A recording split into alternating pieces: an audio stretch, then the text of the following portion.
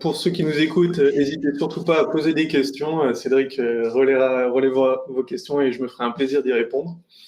Du coup, le sujet aujourd'hui, c'est la sécurité, les vulnérabilités liées à tout ce qui est contrôle d'accès dans les applications web. Je vais commencer par me présenter rapidement. Je suis Aloïs Thévenot, directeur technique et pentester chez Valata. Avant d'être pentester, j'ai été développeur pendant un certain nombre d'années, donc je sais ce que c'est d'être de l'autre côté, voilà, de galérer sur ces sujets. En fait, j'ai toujours été passionné par la sécurité et voilà, il y a maintenant presque 5 ans, j'ai eu l'occasion d'en faire mon métier et depuis, je vais avec mes collègues aider les entreprises à améliorer leur sécurité. Très rapidement, à Vadata, nous, ce qu'on va faire, c'est des tests d'intrusion. Donc, on est vraiment du côté offensif. On va se mettre à la place des hackers, essayer d'identifier des vulnérabilités sur tout un tas de plateformes. On a une expertise sur tout ce qui est plateforme web, mais on peut aussi bien auditer des applications mobiles que des réseaux internes. Ça passe aussi par des campagnes d'ingénierie sociale. Donc voilà, on fait tout un tas de choses. En fin d'audit, on va fournir un rapport à nos clients qui vont lister les vulnérabilités et comment les corriger. Pour parler du contrôle d'accès, j'ai décidé de présenter rapidement l'OASP. Je ne sais pas si vous avez déjà entendu parler de cet organisme. L'OASP, ça veut dire Open Web Application Security Project, et donc c'est une organisation qui a pour but d'améliorer la sécurité des logiciels en fournissant tout un tas de ressources et des outils. Et je vais notamment présenter un de leurs projets qui est l'OASP Top 10. Vous avez peut-être entendu parler d'autres projets de l'OASP. Je vous invite, après cette présentation, à vous renseigner un peu. Mais on peut en citer plusieurs autres. Un qui peut être très intéressant, et je l'ai mis en fin de présentation, c'est l'Application Security Verification Standard, ou ASVS, donc qui est un document que vous pouvez utiliser en tant que développeur en tant qu'un peu de checklist sécurité. Quand vous développez votre application, ça peut être avant le développement ou après pour vérifier qu'on n'a rien oublié. Ils ont notamment aussi tout un tas de cheat sheets sur des sujets sécurité. Ça peut être comment implémenter l'authentification ou la gestion du password reset, tout est fait, des choses comme ça. Donc, vous allez pouvoir avoir tout un tas de conseils qui sont super intéressants. Mais aujourd'hui, ce qui va nous intéresser, c'est le top 10 de l'OASP. Alors, juste petite question, Aloïs, excuse-moi. Du coup, ça veut dire que l'OASP, est-ce que c'est au final un peu comme une communauté open source? C'est vraiment un groupe de personnes qui sont volontaires, qui travaillent ensemble sur ce sujet-là, mais vraiment d'un point de vue communautaire. Ce que tu disais, c'est non lucratif. C'est exactement ça, en fait. C'est vraiment un projet communautaire. En fonction, il y a des projets qui peuvent être rapatriés donc, au sein de l'OASP. Un outil qui peut être intéressant potentiellement pour des développeurs, c'est l'outil Z Attack Proxy, qui est un outil.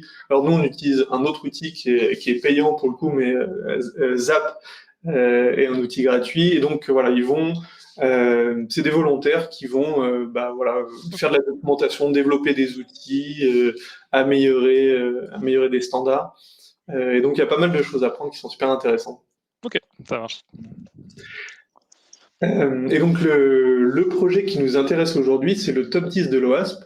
Le top 10, alors il y en a eu, je ne sais pas de quand date le premier, mais le dernier date de 2021, comme on va le voir.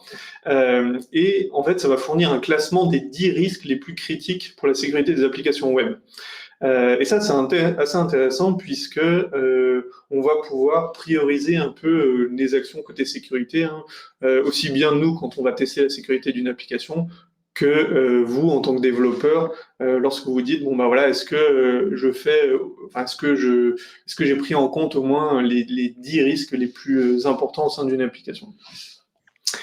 Il faut savoir que à l'origine donc l'OASP avait un focus sur le web, mais maintenant ils ont étendu un peu les sujets.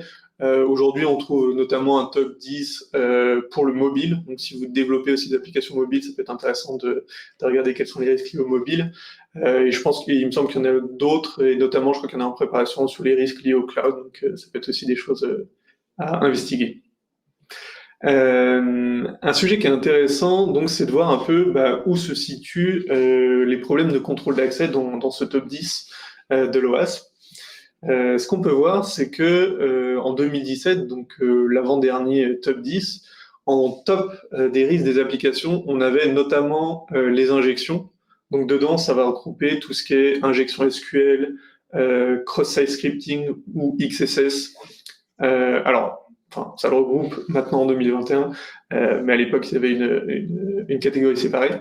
Et ce qu'on peut voir, en fait, c'est que typiquement, les injections sont passées en 3e position, mais à l'inverse, tout ce qui est broken access control, donc contrôle d'accès défaillant, ce qui nous intéresse aujourd'hui, est passé en fait en 1re position.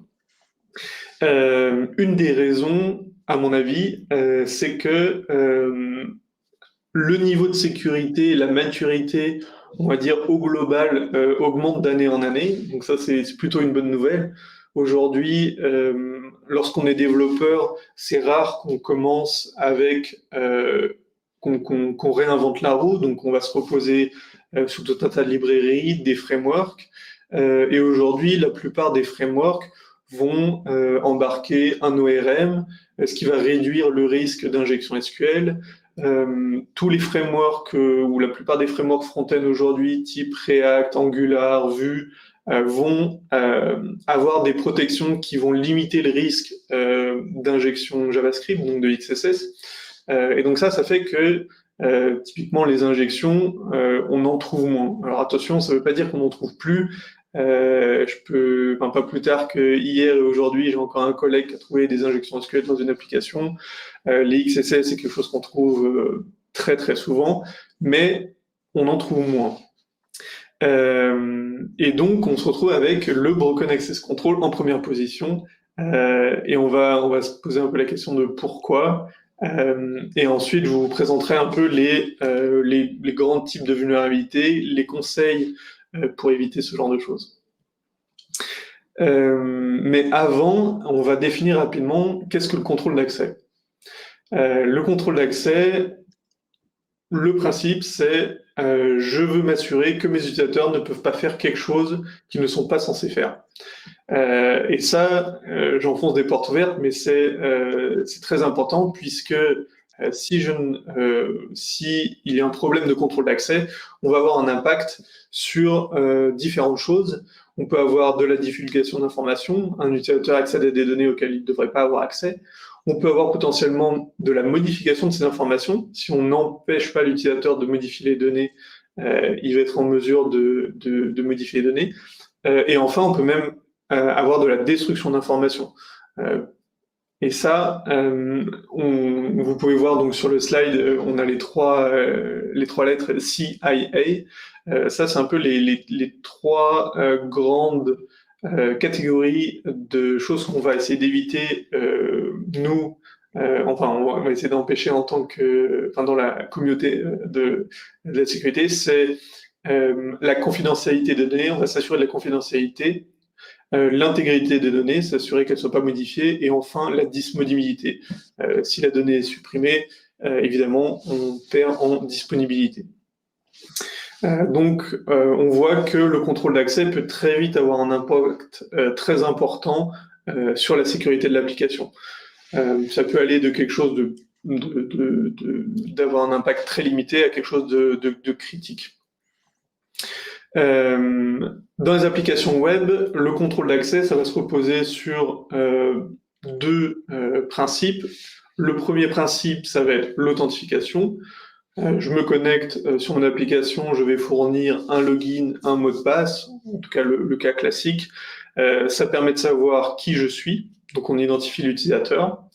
Et le deuxième principe, ça va être la gestion des sessions.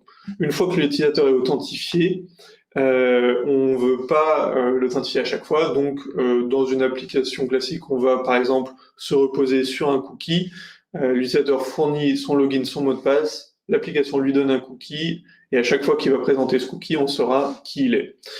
Et à partir de ça, on va pouvoir déterminer est-ce que l'utilisateur est apte à faire l'action qu'il demande à faire. Pour revenir au top 10 de l'OASP, une des raisons pour laquelle en fait le contrôle d'accès est passé en première position, donc c'est que d'autres vulnérabilités deviennent moins communes. Et pourquoi celle-là en particulier est beaucoup plus présente, c'est notamment parce que c'est un problème complexe. En fait, la gestion des droits d'accès, ça implique énormément de choses. Ça peut impliquer des contraintes commerciales, organisationnelles, juridiques, et tout ça, toutes ces décisions doivent être prises par des humains. Malheureusement, on peut pas laisser à une librairie, un framework, des outils, la décision de la gestion du contrôle d'accès au sein de notre application. Et tout ce qui est géré par des humains est susceptible d'avoir les erreurs que les développeurs font, essentiellement. Aujourd'hui, il n'y a pas d'outils faciles qui vont nous permettre de définir ces contrôles d'accès. Donc il va falloir se poser beaucoup de questions et de s'assurer de limiter au maximum le risque d'erreur ou d'oubli. Dans la partie de la gestion des contrôles d'accès, on va identifier 3 grandes catégories de contrôles d'accès. On va avoir les contrôles d'accès verticaux, les contrôles d'accès horizontaux et des contrôles d'accès qui dépendent du contexte. Vous allez voir, c'est très simple à comprendre. Les contrôles d'accès verticaux, ce sont les contrôles d'accès qui vont dépendre du type d'utilisateur. Le cas le plus classique, ça va être au sein de mon application, j'ai différents types d'utilisateurs avec différents rôles. Une application très simple pourrait avoir 2 types d'utilisateurs, des utilisateurs lambda et des administrateurs. Et dans ce cas-là, je veux m'assurer par exemple que mon administrateur ne puisse pas, que mon utilisateur ne puisse pas accéder au panel administrateur. Donc là, une vulnérabilité qui serait vraiment basique, ce serait par exemple d'accéder à la vue permettant de faire des actions admin en allant sur l'URL /admin.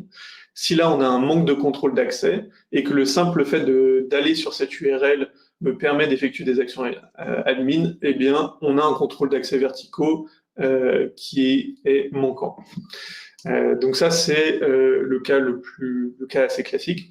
Le deuxième type de contrôle d'accès, ça va être les contrôles d'accès horizontaux. Ici, on a des contrôles d'accès pour des types d'utilisateurs qui sont les mêmes. Donc, on va typiquement s'intéresser aux ressources manipulées par les utilisateurs. Donc, le contrôle d'accès horizontal, c'est je m'assure que mon utilisateur A ne peut pas accéder aux ressources de l'utilisateur B. Et ça, c'est quelque chose qu'on va rencontrer extrêmement souvent dans les applications. Et je pense qu'en tant que développeur, vous êtes tous déjà posé cette question. Vous recevez un email de votre fournisseur d'énergie ou de votre facture de mobile. Vous cliquez sur un lien et vous allez arriver sur une page qui est mes factures / un ID. Et là, en fait, le risque, c'est si moi, en tant qu'utilisateur ou un utilisateur malveillant, qu'est-ce qui va se passer si j'incrémente ou je décrémente cet ID? Là, si on a un manque de contrôle d'accès, très vite, on peut se retrouver à accéder aux données d'un utilisateur différent. Petite parenthèse, le simple fait de faire cette manipulation, changer un ID, est illégal. Donc, si vous n'avez pas l'autorisation, je vous invite à ne pas le faire.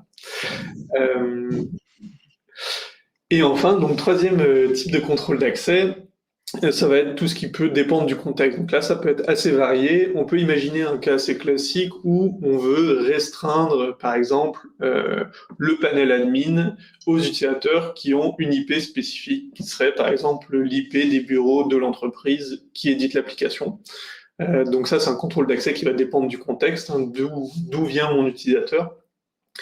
Et là, on pourrait avoir des vulnérabilités qui permettraient à un hacker de faire comme s'il avait la bonne IP. Un cas qu'on peut, nous, être amené à voir, c'est des applications qui vont se fier à une information qui, en réalité, provient directement de l'utilisateur. Typiquement, un header HTTP tel que le header x_forwarded_for, qui peut être amené à contenir une IP, mais ce header étant manipulable par l'utilisateur, ça peut aboutir à un problème de contrôle d'accès si l'application fait confiance totalement à ce header. Juste une petite remarque par rapport à ce que tu disais sur le cloisonnement, enfin pardon, sur la partie verticale. C'est vrai que des fois, moi j'ai vu des cas où en tant que développeur front, je vais m'assurer par exemple que je vais afficher un composant que si l'utilisateur en cours a un privilège admin ou un truc comme ça, et donc là vraiment sur la partie front, je gère le rendu. Par contre, ça ne veut pas dire que d'un point de vue API, par exemple, je pourrais peut-être envoyer une requête, si je connais les requêtes à envoyer, si partie API, justement, ça n'a pas été sécurisé, pris en compte, je pourrais peut-être faire des choses malveillantes. Donc, en fait, j'ai l'impression que sur une appli web classique, finalement, il y a peut-être les deux trucs les deux côtés finalement à considérer et à ne pas oublier surtout, quoi. Eh ben, ça fait une très bonne transition parce que là, on va passer directement dans le vif du sujet. Donc, un peu les conseils que j'ai à vous donner sur cette partie, les vulnérabilités qu'on peut trouver. Et la première qui peut paraître assez évidente, mais qu'on retrouve encore de temps en temps, c'est le fait de ne contrôler l'accès que côté client. Donc en 2023, aujourd'hui, une grande partie des applications vont utiliser des frameworks de type single page app. Donc on va avoir du React, du Vue, de l'Angular. Dans ces applications, on a énormément de logique en fait qui se retrouve envoyée donc via le JavaScript au client. Et typiquement, ce que tu décris, je vais cacher le menu admin si je sais que l'utilisateur n'est pas admin. Alors, en soi, c'est pas une vulnérabilité, bien sûr, mais il faut s'assurer que les checks qui sont faits côté client sont faits côté serveur, puisque tout ce qui est fait côté client est manipulable par le client. Et pour nous, en tant que hacker, c'est très facile en fait de manipuler ça. En général, typiquement, quand on a ce genre de choses côté JavaScript, concrètement, ce qui va se passer, c'est que le JavaScript récupère l'information via un endpoint d'API qui liste les permissions de l'utilisateur. Et en fonction de ces permissions, il va afficher ou pas les menus. Nous, ce qu'on fait quand on a ce genre de choses, ou ce qu'on peut être amené à faire, on va modifier la requête qui provient de l'application. On va se rajouter des droits qui ne sont peut-être pas pris en compte côté serveur, simplement pour faire croire à l'application côté front qu'on a les droits. Et là, on va pouvoir avoir visuellement, en tout cas, tous les menus. Et nous, ça nous simplifie la vie ensuite pour tester les permissions et nous assurer en fait que les contrôles sont bien aussi faits côté serveur. Donc, premier point d'attention, systématiquement vérifier les permissions côté serveur. S'il y en a un que vous pouvez oublier quelque part, c'est le client. Par contre, à partir du moment où vous allez oublier de faire un contrôle côté serveur, on se retrouve avec une vulnérabilité. Donc ça, c'est le premier conseil que j'ai à vous donner. Le deuxième conseil, et c'est celui que j'ai évoqué précédemment avec l'exemple des factures, c'est de vous assurer que l'utilisateur possède bien les enregistrements sur lesquels, que vous allez manipuler. Donc là, je vous ai mis un petit exemple de code, c'est du Ruby. C'est plus spécifiquement du code qu'on peut retrouver dans une application qui utilise le framework Ruby on Rails. Et typiquement, là, on est dans un contrôleur qui s'appelle invoice, donc facture. On a la méthode show qui va correspondre à la visualisation de notre facture. Et là, on voit qu'on a une requête find qui prend en paramètre un ID qui va provenir directement de l'utilisateur et qu'on va aller chercher cette ressource dans la base de données. Donc ici, on a zéro contrôle de droit Et donc, il suffirait simplement à l'utilisateur de changer l'ID pour aller récupérer la facture d'un autre utilisateur. Donc, typiquement le cas que j'évoquais précédemment. Petite question, Cédric, pour toi, qu'est-ce que tu ferais pour corriger cette vulnérabilité? Qu'est-ce que je ferais? Je sais. Alors, en termes d'implémentation, est-ce que je ferais un middleware? Je sais pas trop, mais en tout cas, j'irai chercher est-ce que la personne, si je suis capable d'identifier le client, c'est-à-dire qui fait la requête, j'imagine que j'aurai une vérification métier, une assertion pour me dire est-ce que l'appelant a accès a bien accès? Est-ce que ça fait partie de son scope de ressources, quelque chose comme ça? Alors, Mais on peut faire ça. Ce cas, il est un tout petit peu particulier, entre guillemets, puisque, en tout cas pour des factures et pour une application relativement simple, il y a quasiment aucun cas où un autre utilisateur serait susceptible en fait d'accéder aux factures d'un autre utilisateur. Et donc dans ce cas-là, moi ce que je peux vous conseiller, c'est vraiment de vous reposer sur les informations de session. Typiquement, dans des frameworks, dans différents frameworks, on va avoir cette notion de l'utilisateur courant. Une fois que l'utilisateur est authentifié, on a cet utilisateur courant et on va pouvoir effectuer des actions en rapport avec cet utilisateur. Donc typiquement, le code peut être réécrit de la manière suivante. Je veux les invoices de mon utilisateur courant, mais matchant cet ID. Et là, en fait, on n'a pas réellement fait de contrôle de droit. En fait, ce qui va juste se passer ici, c'est que en chaînant le call find par rapport au current user, c'est simplement que la requête SQL qui va être faite à la base de données va rajouter une condition qui est where user ID égale et le user courant. Et donc là, en fait, on n'a même pas eu besoin de faire appel à un middleware, en tout cas spécifique à la gestion des droits. Simplement, en changeant la requête SQL, en fait, on s'assure qu'il ne peut pas y avoir de vulnérabilité, puisque si là, je mets un ID qui correspond à une facture d'un autre utilisateur, en fait, je vais même pas me retrouver avec un problème d'autorisation, je vais me retrouver avec une 404. En gros, la facture n'existe pas, il n'y a pas de facture retournée où l'ID de la facture match avec l'utilisateur authentifié actuellement. Donc ça s'applique pas à tous les cas, bien sûr, mais si vous pouvez faire ça, ça reste encore le moyen le plus simple d'éviter un problème. Donc ça veut dire que dans le modèle de données, faut pas être, est-ce qu'il ne faut pas être, comment dire, avare sur justement ces notions de user à qui appartiennent les éléments? Parce qu'au final, si tu fais des requêtes, il faut pouvoir remonter après d'une ressource à un utilisateur, savoir qu'il y a une relation. Bon, après, j'imagine que tu peux faire des requêtes un peu complexes si besoin. Voilà, après, bien sûr, on touche à tout ce qui est contrôle d'accès, donc ça va dépendre énormément de l'application, de ce ce qu'on veut pouvoir faire et ce qu'on a besoin de faire.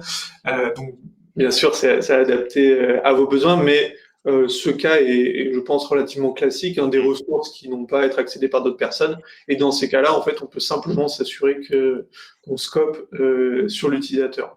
Et ça élimine pas mal de choses. Il y a un cas dont j'ai pas parlé, mais c'est vrai que ça aurait pu être intéressant, c'est les applications multi-tenant. De la même manière, on va pouvoir scoper les requêtes sur le tenant, donc sur l'entreprise authentifiée actuellement. Et là, ça devient beaucoup plus intéressant puisque très facilement, en fait, on se retrouve à éliminer tout un tas de vulnérabilités où là, au lieu d'accéder aux données d'un autre utilisateur au sein de la même entreprise, ce qui est beaucoup plus grave, ça serait d'accéder aux données d'un utilisateur d'une autre entreprise. Et là, on a un impact souvent beaucoup plus fort, et ça, on le rencontre très souvent en audit. Un autre conseil, deux autres conseils que je peux vous donner, et ça, c'est pas toujours évident, mais l'investissement, entre guillemets, en vaut la chandelle, c'est premièrement de bloquer l'accès par défaut. Qu'est-ce que j'entends par là? J'entends par là que idéalement, il ne faut pas se reposer sur le développeur qui doit systématiquement se poser la question de rajouter en fait le contrôle d'accès. Le cas qu'on peut voir, c'est l'application fait des contrôles d'accès, mais à chaque fois qu'une nouvelle action est ajoutée à l'application, il ne faut pas oublier de définir en fait qui peut accéder aux ressources ou à cette action. L'application, si le développeur oublie, l'application va l'autoriser par défaut. Donc ça aboutit à des vulnérabilités, chose qui n'est pas possible si on bloque l'accès par défaut. Si on bloque l'accès par défaut et que l'utilisateur, le développeur, oublie d'implémenter le contrôle d'accès, bah, concrètement, l'application ne marche pas, donc quelque part, il sera forcément obligé de s'en rendre compte et d'ajouter le contrôle d'accès. Donc ça, c'est le premier conseil. Et le deuxième conseil, c'est essayer de centraliser l'implémentation. C'est-à-dire de pas avoir, que la gestion de contrôle d'accès soit le plus claire possible, qu'on se retrouve pas à devoir faire des choses dans différents fichiers, à différents niveaux de l'application. Idéalement, ça doit être quelque chose qui doit être centralisé, qui doit être fait le plus tôt possible, de telle sorte que c'est facile à écrire pour le développeur et facile à lire pour quelqu'un d'autre qui serait amené à auditer l'application, que ce soit un collègue qui doit toucher une fonctionnalité ou nous en tant qu'auditeurs. Comment on peut faire ça et ça, bien sûr, ça va encore dépendre de votre stack. Donc là, j'ai pris l'exemple de Ruby on Rails. Un exemple un conseil que je peux vous donner, c'est essayer de voir déjà que propose le framework et ensuite, si le framework ne propose rien en termes de gestion des contrôles d'accès, voir s'il n'y a pas des librairies qui ont déjà posé une structure permettant en fait de gérer ça de manière cohérente tout au sein de l'application. Dans le cas de Ruby on Rails, on n'a pas de gestion des droits fournis par le framework.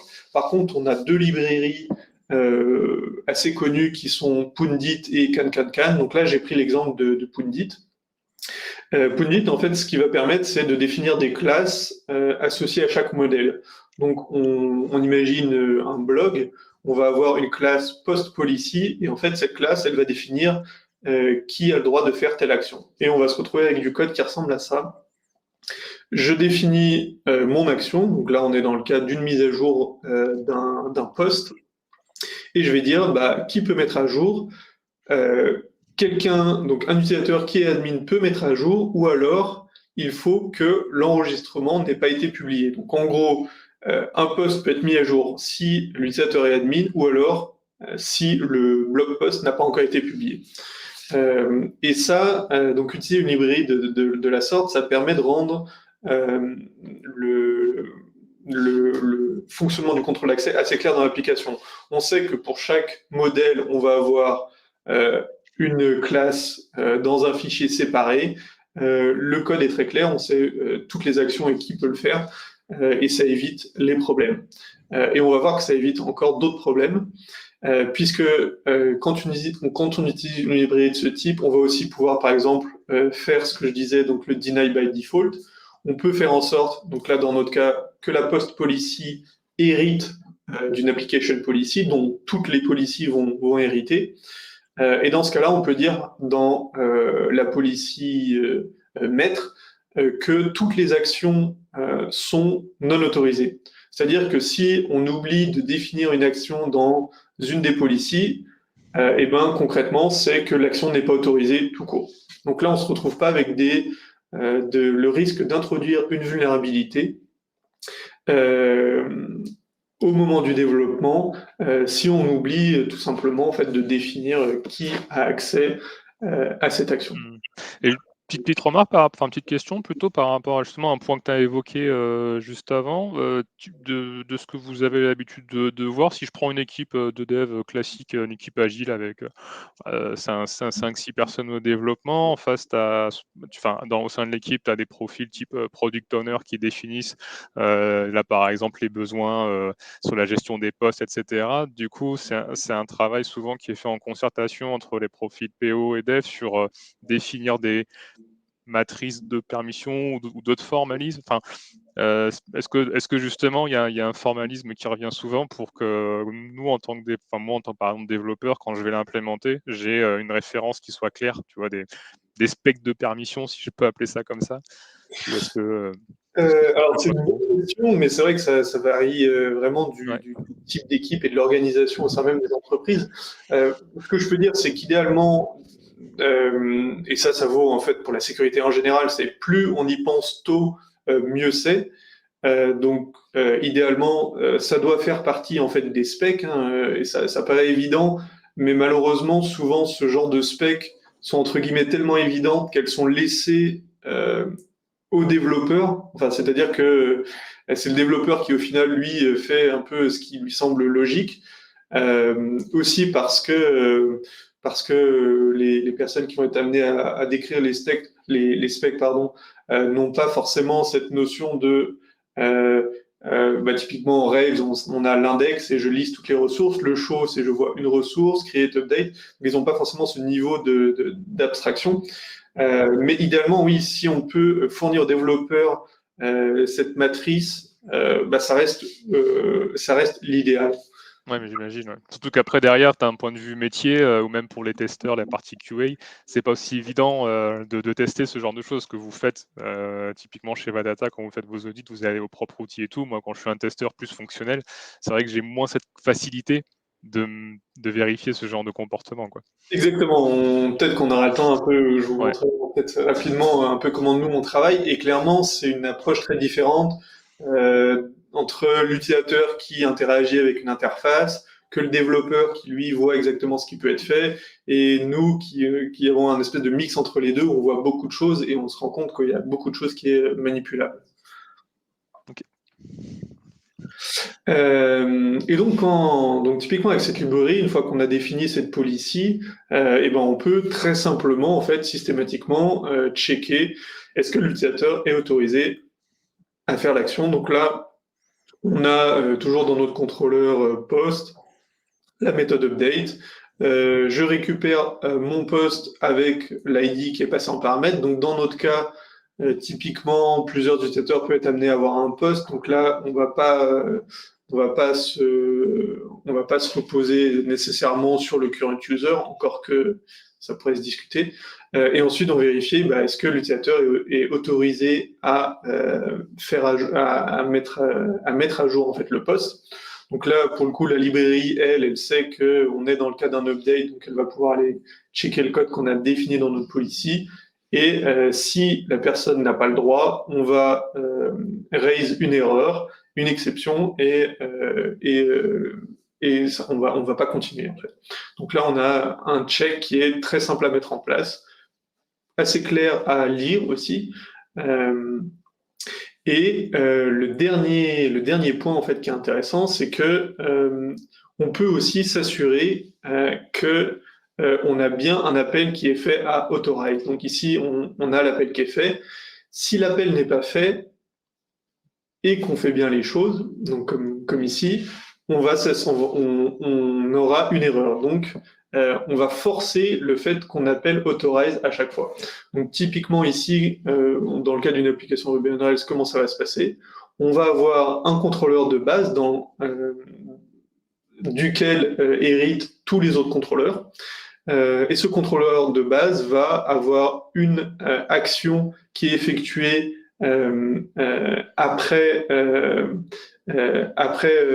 la fin de toute l'exécution du code et qui vérifie qu'on a bien appelé authorize. Et concrètement, ce qui se passe, c'est que si on n'a pas appelé authorize, on va lever une exception et donc on s'assure, là encore, qu'on n'a pas d'oubli. Et en faisant tout ça, on limite vraiment grandement le risque de faire des erreurs, de faire des oublis. Et après, les vulnérabilités qui peuvent rester, ça va plutôt être des choses qui vont être dans la catégorie de mauvaise implémentation des spécifications ou mauvaise compréhension des spécifications. Et là, pour le coup, on peut pas faire grand-chose. En tout cas, en tant que développeur ou en tant que nous éditeurs. Et là, ça va plutôt être se reposer la question, est-ce qu'on avait simplement fait des mauvais specs à la base ou est-ce qu'elles ont été mal implémentées concrètement. Et la dernière chose que vous pouvez faire, en tout cas en tant que développeur, c'est écrire des tests unitaires et d'intégration. Alors je sais que voilà, c'est pas toujours fait, c'est pas toujours facile en fonction des stacks. Hein, on n'a pas toujours les bonnes librairies, la bonne documentation. Là, je vous ai donné un exemple qui pour le coup est assez clair. Et là, typiquement, on va avoir donc trois tests en fait qui vont nous permettre d'être sûr que on a bien implémenté les specs. Typiquement, le premier test, ça va être je m'assure qu'on va avoir un access denied si le post est publié. Donc j'attends qu'on ne soit qu'on ne soit pas autorisé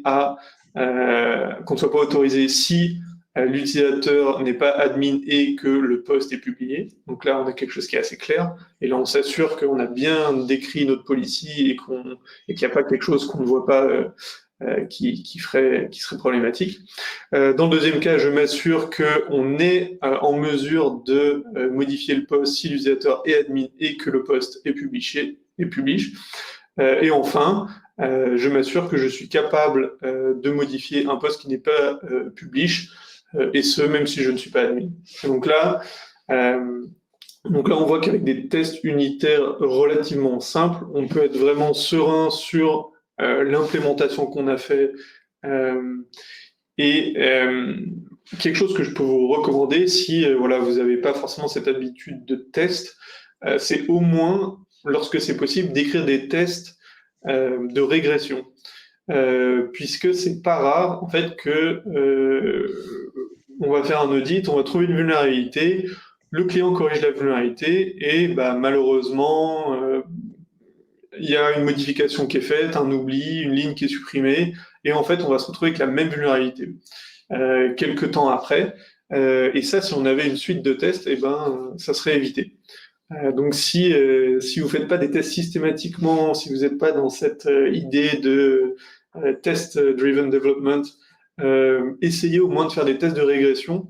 Ça peut être aussi un bon point de départ pour ensuite avoir une vraie suite de tests qui permet d'être beaucoup plus serein quant à la sécurité de l'application. Pour le coup, tout ce qui est test automatisé lié à la sécurité, il y a une vraie valeur. Et pratiquant le TDD chez Promise, on ne peut qu'approuver ce message. Là, je fais une toute petite parenthèse. Des fois, on peut être tenté en tant que développeur de se dire, pour ajouter une couche de sécurité, je vais obfusquer les ID qui transitent dans mon application, que ce soit dans l'URL ou dans les requêtes. Là, c'est une petite anecdote d'un audit que j'avais fait il y a quelques temps, où notre client s'était dit, on va utiliser une librairie qui est celle-ci, qui va chiffrer les identifiants qui passent dans l'URL. Et je vous la fais courte, mais concrètement, on s'est assez vite rendu compte que on avait une question de chiffrement. Et en fait, la librairie, en tout cas les algos de chiffrement qui étaient utilisés, en fait, ne devraient pas être utilisés de cette manière. Et ça nous a permis, en fait, en modifiant la valeur qui était chiffrée, de créer une valeur chiffrée, mais pour un autre identifiant, correspondant à un autre identifiant que le nôtre. Et de cette manière, en fait, on s'est retrouvé avec typiquement les vulnérabilités que j'évoquais précédemment, et on avait un problème de contrôle d'accès. Donc, en soi, se reposer sur le principe de la sécurité par l'obscurité, c'est en général une mauvaise idée. Et ça vient en complément de cette autre slide. De plus en plus, on voit aujourd'hui des applications qui utilisent des UUID ou des GUID, donc des identifiants qui sont très longs et qui ont l'avantage, en tout cas en théorie, de ne pas être qu'on ne peut pas prédire. En soi, c'est pas une mauvaise idée de le faire. Ça rajoute une couche de sécurité, mais il faut faire attention sur deux points. Le premier point, c'est que d'une manière générale, on ne considère pas les identifiants des ressources comme quelque chose à protéger particulièrement. Donc on peut vite se retrouver avec des fuites d'identifiants. Typiquement, j'imagine, et je pense qu'on l'a déjà eu, une fonction de password reset qui, dans un message d'erreur, allait nous révéler l'identifiant associé au compte. Donc là, par exemple, on peut se retrouver avec un UID d'un autre utilisateur. S'il y a un problème de contrôle d'accès autre part dans l'application, eh ben, on va pouvoir réutiliser cet UID pour accéder à des données de l'utilisateur. Donc ça, c'est le premier point. Oui, vous pouvez le faire, mais ça ne veut pas dire qu'il ne faut pas faire attention au contrôle d'accès. Et le deuxième point, c'est une petite anecdote, c'est le fait que dans les UID, on a plusieurs versions. Et notamment, la première version, en fait, était basée sur le temps. Et concrètement, ce que ça veut dire, c'est que dans la composition de l'UID, on avait beaucoup de choses qui étaient prévisibles.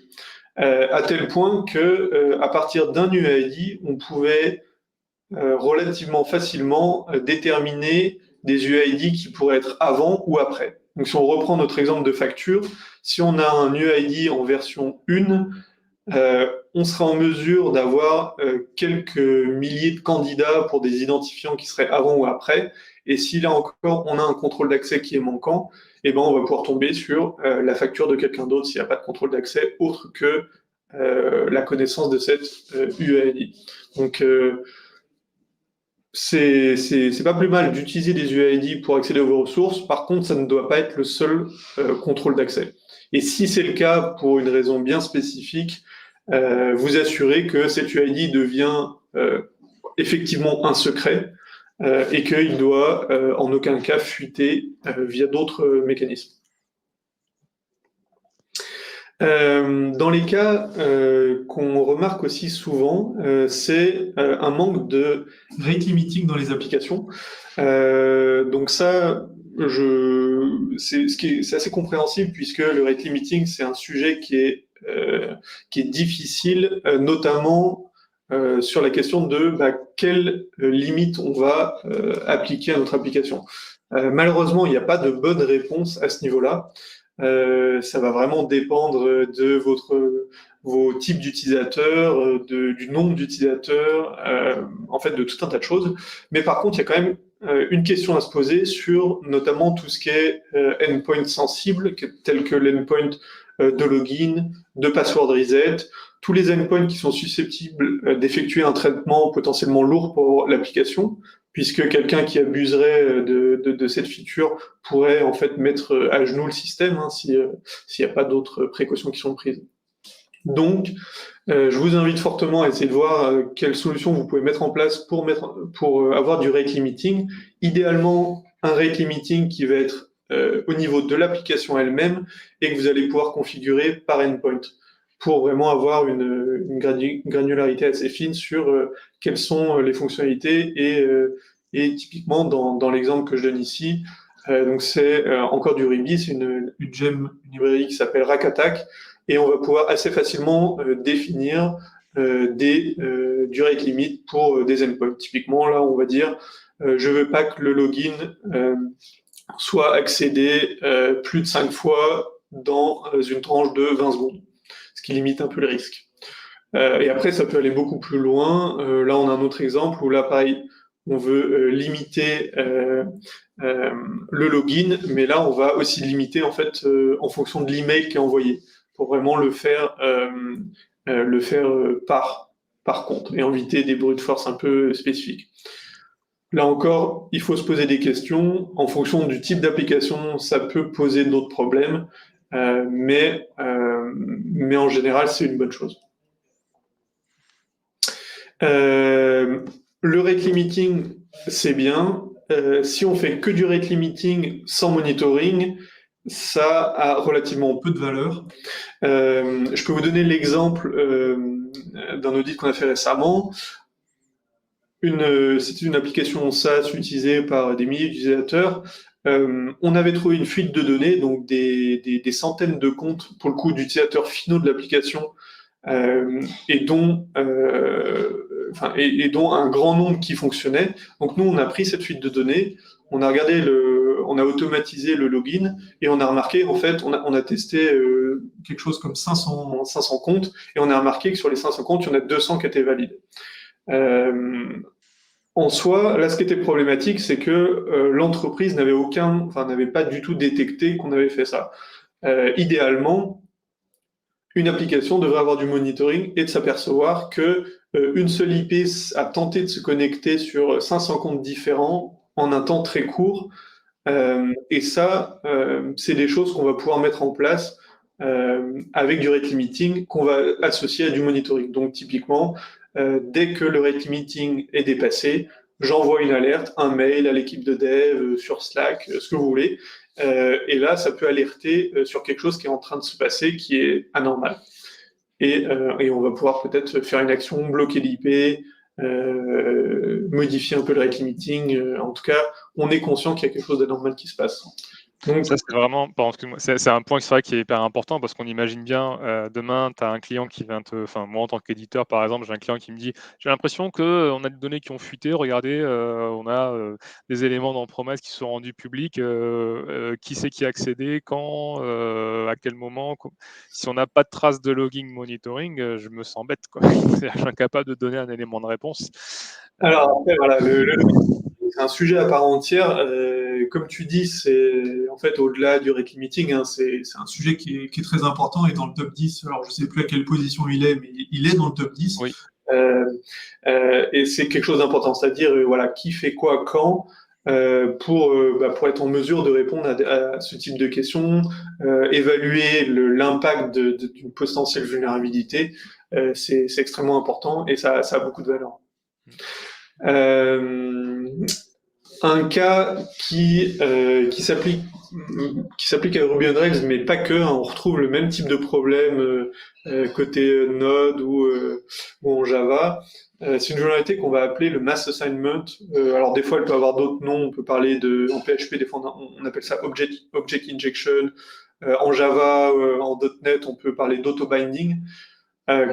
Grossièrement, l'idée, c'est que on va récupérer les données d'un utilisateur, typiquement sur un formulaire de sign-up, et au final, faire aucune validation dessus et les fournir directement, les passer directement à l'ORM, qui lui va se charger de créer la ressource. Donc là, on imagine typiquement de récupérer les informations de l'utilisateur. Sur un formulaire normal, on va lui demander son email, son mot de passe. Mais là, un hacker pourrait rajouter un champ qui est présent en base de données, qui est par exemple admin, et s'il n'y a pas de validation qui est faite à ce niveau-là, et ben en fait, l'utilisateur va être créé en base de données avec ce champ admin à true, et concrètement, j'ai réussi à m'enregistrer en tant qu'admin au sein de l'application. Donc ça peut vite être très impactant. Et alors la solution dans le cas de Rails, ça va être d'utiliser ce qu'ils appellent les strong parameters. Mais concrètement, l'équivalent, c'est d'utiliser une allow list dans votre contrôleur et de s'assurer en fait que seules certaines propriétés du modèle peuvent être fournies par l'utilisateur.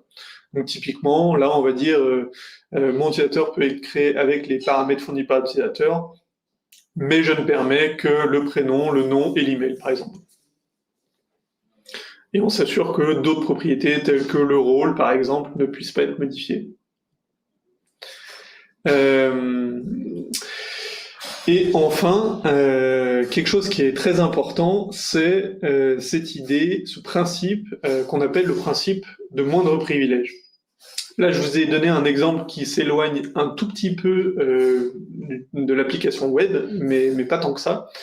C'est le cas des policies au sein d'AWS. Donc AWS, le cloud d'Amazon, utilise des policies qui vont permettre de déterminer qui a le droit de faire quoi et sur quelles ressources.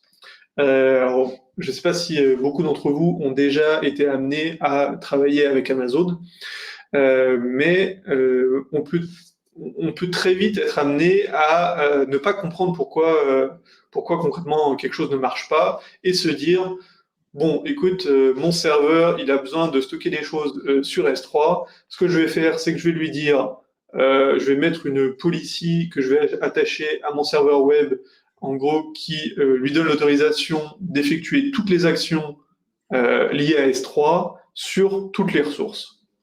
Donc là, évidemment, il n'y a plus de problème, hein. Notre application peut stocker mes images, mes avatars, mes fichiers uploadés par mes utilisateurs sur S3.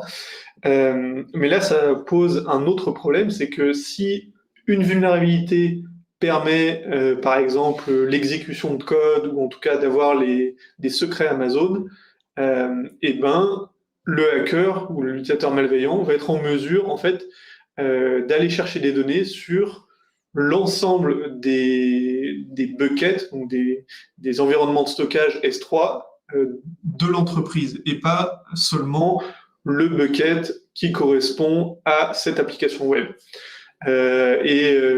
Pour rendre le truc un peu plus concret, aujourd'hui, il y a pas mal d'entreprises qui vont faire, par exemple, de l'infrastructure as code en utilisant Terraform. Et en général, on va stocker ces données dans un bucket S3.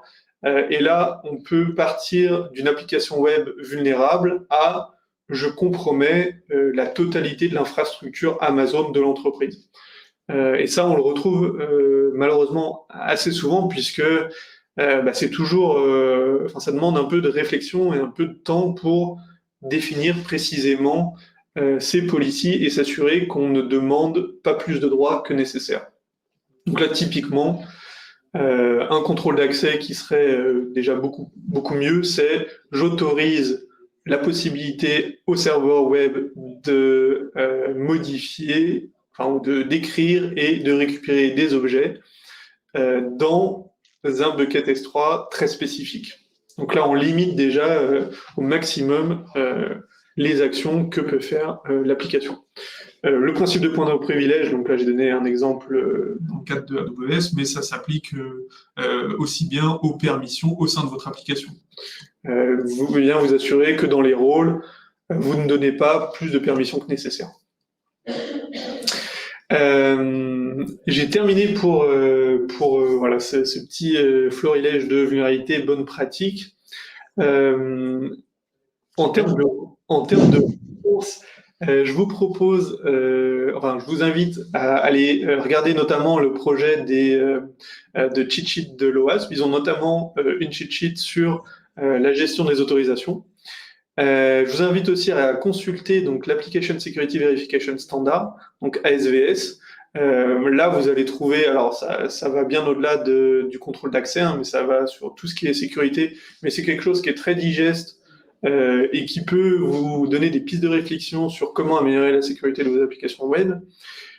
Et enfin, je vous invite à consulter, si vous avez envie d'aller un peu plus loin sur le côté test de la sécurité, je vous invite à consulter la Web Security Academy. Donc, c'est un site qui est édité par une société qui s'appelle Portswigger, qui vous fournit des cours sur la gestion du contrôle d'accès, alors plutôt d'un point de vue hacker, et même des labs qui vont vous permettre en fait de tester effectivement concrètement des vulnérabilités. Est-ce que Cédric, j'ai 2 minutes pour montrer un peu à quoi ça ressemble? Tu as largement 2 minutes, Aloïs, je t'en prie. Donc, ce que vous allez voir là, en fait, c'est un outil qui s'appelle Burp. Et concrètement, cet outil, vous pouvez le télécharger. Ils ont une version qu'ils appellent la Community Edition qui est gratuit. Et en 2 mots, c'est un outil qui nous permet d'inspecter le trafic entre le navigateur et une application. Dans notre cas, on va s'intéresser. Donc là, je suis sur le site de la Web Security Academy. Je vais regarder le topic sur les contrôles d'accès.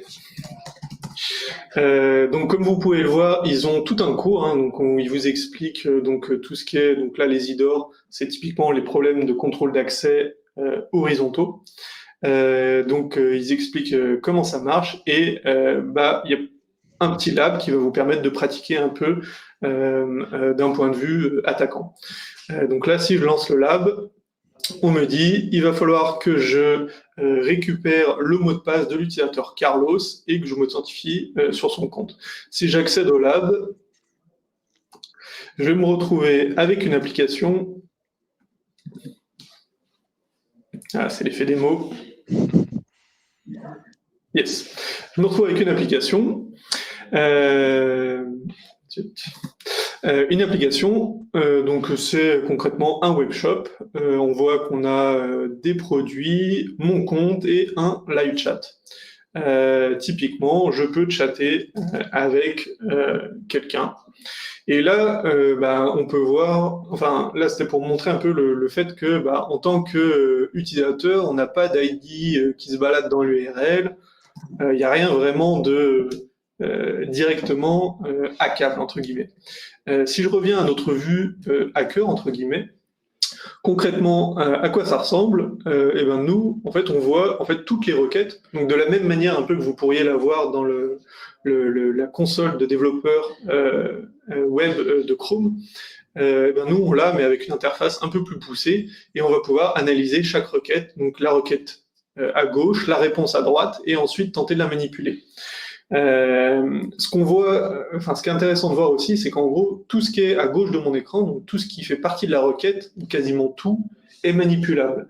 Un exemple concret, c'est le user agent qui identifie quel navigateur vous utilisez. Ben là, je pourrais modifier cette requête et donc faire comme si j'avais un autre navigateur. Ça peut... tout ça pour dire que tout ce qui est à gauche est manipulable et donc, en tant que développeur, vous ne devez pas vous fier à ça. Ici, si je reviens à la vulnérabilité, en fait, la vulnérabilité se situe sur la fonctionnalité qui permet de voir le transcript. Donc là encore, au niveau de l'interface graphique, on n'a rien de visible, hein, on n'a pas d'ID. Par contre, on a un fichier qui a été téléchargé. Si je retourne à ma requête, en tout cas à l'historique de mes requêtes, je vois qu'il y a une première requête post qui permet de télécharger le transcript. Et ensuite, j'ai des requêtes get qui récupèrent donc download transcript / 2.txt. Et typiquement, je vois que dans le 2.txt, j'ai bien l'historique de mon chat. Nous, ce qu'on va essayer de faire, c'est se dire, ah bah tiens, il y a un 2.txt, est-ce qu'il n'y aurait pas un problème de contrôle d'accès ici? Et donc là, on va rejouer la requête. Donc je la rejoue une première fois sans modification, j'ai la même réponse. Et là, tout simplement, on va se dire, écoutez, je vais essayer de voir, est-ce que je peux pas accéder au transcript d'un autre utilisateur? Et typiquement, simplement en changeant le 2 par un 1, je me retrouve avec l'historique du chat d'un autre utilisateur, et typiquement dans l'historique, on va voir que le mot de passe de l'utilisateur est présent. Donc là, c'est vraiment un exemple extrêmement simple de manque de contrôle d'accès. Mais on voit que c'est pas parce que c'est pas visible à l'écran que c'est pas facilement manipulable par un attaquant. Très clair. J'ai terminé cette toute petite démo. Je vous invite à checker si ça vous intéresse. Si vous avez des questions, n'hésitez pas. Comme j'ai dit au début, donc nous à Avadata, on est spécialisé sur les applications web, mais on fait pas que ça. Si vous n'êtes pas serein sur ce genre de choses, vous pouvez faire appel à nous et on se fera un plaisir de vous aider. Au contraire, si vous êtes très serein, même chose, mais là on pourra vous mettre un tampon qui dit que vous faites que la sécurité de votre application est au top. Et voilà, si vous voulez plus d'infos, je vous invite à checker notre site vadata.com. On a aussi un blog où on évoque tout un tas de sujets liés à la sécurité et il y a certainement pas mal de choses à apprendre. Super, merci beaucoup Aloïs. Je pense que tu nous as convaincus de l'expertise que vous avez sur ces sujets. J'ai pas eu trop d'autres questions. Il y en a peut-être qui vont venir. N'hésitez pas, on a bientôt fini dans quelques minutes.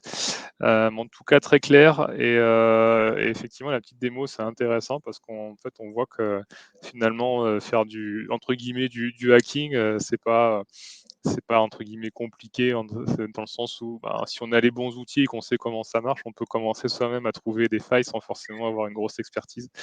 Tout ce qui est contrôle d'accès, c'est vraiment le cas. Hein. C'est de la QA plus, si on peut dire. Exactement. Donc, en tout cas, voilà, sur la sensibilisation à ça, n'hésitez pas. Puis il y a des personnes qui sont là, qui se disent ouais, je pense qu'on a peut-être des failles chez nous, des choses comme ça. Mais n'hésitez pas à partager après le webinaire. Je pense que ça peut mettre un peu de sensibilisation. Et après, je pense qu'effectivement, vous savez où trouver Evadata si vous avez besoin un peu plus de conseils par rapport à ces sujets-là. Juste pour montrer comment est-ce qu'on peut aller plus loin aussi, je vais juste prendre 2 minutes. Typiquement, quand on observe, quand on audite du code et qu'on trouve ce genre de problème et qu'ensuite on souhaite les corriger, qu'on souhaite pérenniser des best practices par rapport à ça, comme par hasard, il y a un outil qui s'appelle Promise, qui sert à ça, juste pour montrer le genre de use case qui peut faire sens. Typiquement, j'ai juste repris 2 exemples de code que tu as montré à Loïs, mais là, en fait, pour montrer à quoi l'outil qu'on développe, nous, chez Promise, qui a pour vocation à faire émerger des standards de développement et à les diffuser au maximum dans une organisation, peut faire sens. Là, l'exemple, en fait, que tu as montré tout à l'heure, c'était que c'est pas mal, en fait, de rajouter ce genre de choses, le include tac, et derrière, d'avoir, hop, je vais y arriver, derrière d'avoir ce mécanisme de after action. Voilà, donc ça c'est plutôt une best practice à mettre en place dans le cadre du contrôle d'accès. Tac, je vais arriver à l'écrire proprement. Donc là, imaginons j'arrive moi sur ce code-là, je vois cette classe base contrôleur et donc je vois en fait qu'il n'y a pas ces 2 lignes. Donc finalement, je me dis qu'on manque d'autorisation de contrôle sur cette partie-là. Le truc que je peux faire avec Promise, donc avec l'extension qu'on a installée dans l'IDE, ça peut servir en fait à faire émerger les standards. Donc moi je vois ça, je me dis, je vais montrer à mon équipe, je vais créer un nouveau standard qui est qu'on devrait utiliser. Je vais l'appeler Unspundit for Manage Authorization Control, un truc comme ça. La formulation n'est pas dingue, mais on comprend l'idée. Donc là, en fait, j'explique que là, il y a un problème dans ce code, c'est qu'on n'est pas en train de suivre une bonne pratique, que je vais flaguer d'ailleurs avec un mot-clé sécurité. Je vais dire que c'est donc dans mon jargon ce qu'on appelle un tag négatif, donc c'est plutôt une mauvaise pratique, le code en l'état. Par contre, pour montrer comment est-ce qu'on peut le corriger, je vais simplement rajouter mon code. Donc là, je suis toujours dans mon IDE, je continue de faire mon audit tout codé et je vais envoyer ça après directement dans Promise, mon changement. Et l'idée, en fait, avec ce genre d'extension dans l'IDE et dans la revue de code, ça permet ensuite, dans l'outil Promise, d'avoir des sessions de revue en équipe régulières, donc typiquement 1 à 2 fois par mois ou en fin d'audit. Typiquement, si vous faites un audit sur le code, ça peut permettre, je vais y arriver, ça peut permettre de montrer à notre équipe le genre de bonnes pratiques qu'on veut mettre en place désormais en termes de sécurité. Donc là, je vais montrer l'exemple de code et comment est-ce qu'il faudrait faire. Et ça, une fois que je l'ai présenté à mon équipe, que j'ai expliqué le concept, j'ai travaillé sur le process de partage de connaissances. Et ça, derrière l'idée, c'est que on valide progressivement ce genre de standards et que ces standards, après, fassent partie intégrante de notre base de connaissances, quoi. Donc ça, finalement, l'idée de ce qu'on a aussi avec Promise, c'est de couvrir vraiment n'importe quel type de domaine, que ce soit la sécurité ou demain des sujets autour de l'architecture ou du test, quoi. Donc ça peut, c'est assez finalement toujours complémentaire dans cette vocation qu'on a nous chez Promise à faire véhiculer des bonnes pratiques, à les recevoir et à les diffuser. Voilà, c'était juste pour la démo rapide. Je ne vois pas de questions. Ouais. Juste pour annoncer les prochains webinaires, après on conclut. Donc chez Promise, comme je le disais, aujourd'hui on a ce webinaire. On essaie d'avoir des webinaires chaque semaine. On a juste un petit creux semaine prochaine. On a aussi le droit de se reposer. Mais régulièrement on fait des webinaires. On essaie vraiment d'avoir ce rythme hebdomadaire où on parle vraiment de sujets assez larges en termes de bonnes pratiques. Le prochain, on parlera de front. Et donc en particulier, on parlera de sujets autour de l'architecture, comment est-ce qu'on peut tester aussi l'architecture front, ce qui n'est pas toujours évident ou ce qui est parfois moins naturel. Donc ça, on en parlera avec Jérémy qui est développeur chez Arola. Dans la semaine d'après, on parlera d'infrastructure as code. Tu vas aller rapidement évoquer tout à l'heure. Qu'est-ce que c'est, comment le mettre en place. Voilà. Donc ça, c'est plus de manière générale une introduction à ce sujet. Et la semaine d'encore après, on parlera de DDD, Domain Driven Design, comment on peut s'en servir pour maîtriser un code legacy. Un code qui a parfois un peu vieux entre guillemets ou pas toujours évident à reprendre, et donc on a parfois besoin de mettre les mains dedans pour essayer de comprendre ce que ça fait pour le faire évoluer. Et on verra comment les concepts du domain driven design peuvent nous aider. Voilà. Pour la petite promo et les liens pour s'inscrire, voilà, ce sera c'est sur webinar.promise.com que vous pouvez retrouver toutes ces infos. Écoutez, j'ai fini de partager mes petites infos. Écoute, Aloïs, je te propose est-ce que tu as des derniers points à rajouter? Non, c'est tout bon. Merci encore de l'invitation et puis merci à tous ceux qui étaient présents. C'est tout bon pour moi. Super, merci en tout cas d'avoir accepté l'invitation. On est très content de cette session. Je pense que c'était hyper clair, hyper pédagogique. Moi, je me dis, s'il n'y a pas trop de questions, souvent c'est que c'est clair. Genre dans le chat aussi, on dit que c'était très clair, donc bravo pour ça. Et puis écoutez, dans ce cas-là, je propose qu'on arrête pour cette session. On espère vous retrouver pour des prochains webinars. Et puis, merci d'avoir assisté tous et toutes aujourd'hui. Et puis, on vous souhaite une très bonne journée. Bonne semaine. À très bientôt. Et puis, Au revoir. au revoir tout le monde. Salut, merci à vous.